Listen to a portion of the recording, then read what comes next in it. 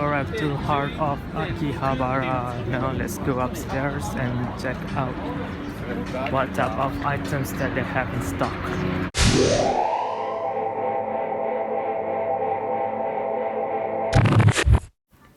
Let's take a whole glance look on everything they have on this watch shelf. Appear to me like they don't have a lot, and most of these are in the vintage category.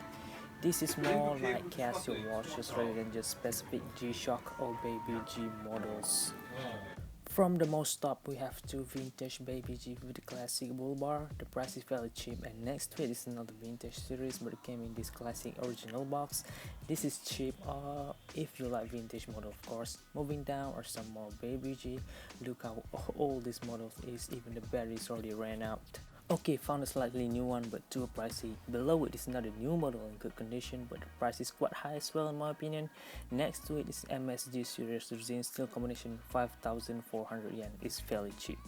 Now we're going to see some G-Shock. This is just basic, and next to it is an edifice model. I'm not a fan of this model though. Next to this edifice model is this G's series from 1999, Mojo hand special in titanium body, made to celebrate the guy named Lightning Hopkins, best guitar player in the blues music era. Check out the 12-hour index on this piece, uniquely shaped like an eventhough guitar. Even the colorway is really nice. Okay, next to this legendary timepiece is another vintage series, which is the Man in Black Rice Man, released in 1998. Original big and bold classic profile. G-Shock have been bold and big since forever, man. Master of G model aren't getting any bigger recently. They are always big in my opinion. Okay, I'm gonna skip the two Casio watches and focus to that G-Shock right in the middle there. AW560, released in 1994. This is the third generation of analog digital G-Shock from the AW500 series. The green colorway tells that this particular one is not the Japan domestic market release model, since there's only two colorway for that. Now skip that Pro track in the middle. Right side we have GS 1400 series, simple, smart, sophisticated, but still basic. On its left we have G600 SP. This is a G-Shock 20th anniversary special release model if I'm not mistaken. This one is classic, man. Okay, this is Lover collection from the year 1999, and they have this phrase from French words that sounds fin de siècle on the band. I bet I butchered the pronunciation though. Anyway, that's French for end of the century. Pretty historic moment as well. And it's also have a dragon and a witch as well on the other side of the band. Really unique. Getting back to 20th century model Red GL220 year 2004, this G-Glide totally different from this model release. This is how G-Glide looks like in the early days. Simple baby BGD series in cream and gold colorway. At the side, the shape of this is really sleek. Okay, up here is line of models from the year 2001, G100ND and DM, the early days of fashion, blue denim. Notice the index of it is an old Chinese or / Japanese numerals. They came in 4 different patterns, 2 came with Arabic numerals while others didn't. I like this type of design more since it has more of the denim feel to it and not just some printed denim pattern on a resin band like the latest model that we got recently. Next to it is a basic GWM multi-band 6, still easy to get except the green one. And okay, move to this side next to the denim gang, some more vintage category. I'm not sure at all about this first GW002J. And then we have GW300, GWM550, year 2008 multi-band 6 model, price way cheaper than retail. They look like still in great condition as well. At the end of the row is this G-Shock codename ADMA official model, if I'm not mistaken. G-Shock first pearl color bezel with snowflake pattern on the band. This model has a E-square PROM chip built in it for it to operate Morse code function.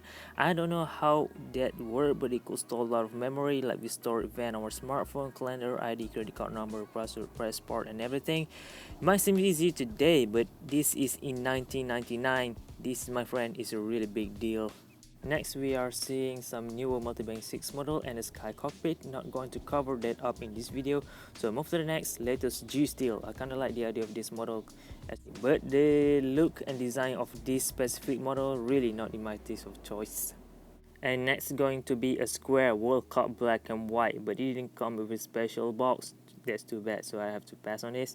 Sitting next to it is a G-Spike, a motorsport team G-Shock model. As you guys already see from the look itself, the band already have the motorcycle pattern, and the ring around the bezel really looks like a burning hot exhaust pipe.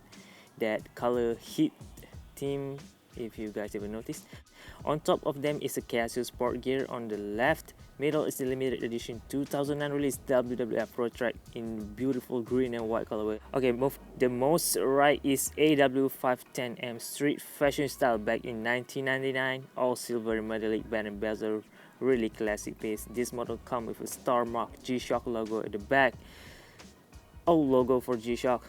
Alright, going through the denim bag again, and this particular one really got my attention, by the way. Right and left are just normal to me.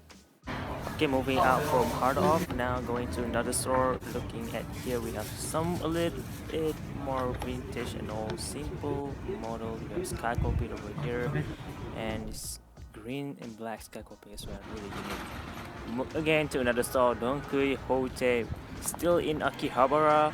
This is all they got. I already covered it up in a different store from the same Don Quixote. So they are just same basic watches in here, some digital analog, sky cockpit model, the Golf Master back there. Still got the purple sunrise Mudman as well though. Not much, I already covered it up, so just gonna show you guys a quick looks on everything before I end this video. Yeah, this is all of it. GA110, more green, crazy colors, marble back there. And down here some Baby G. They don't have much of options for this series, but yeah, this is all of it. They don't have any limited or rare piece in this store, so yeah, that's basically it on the... Okay, this is whole look of them, and let's take you back to home.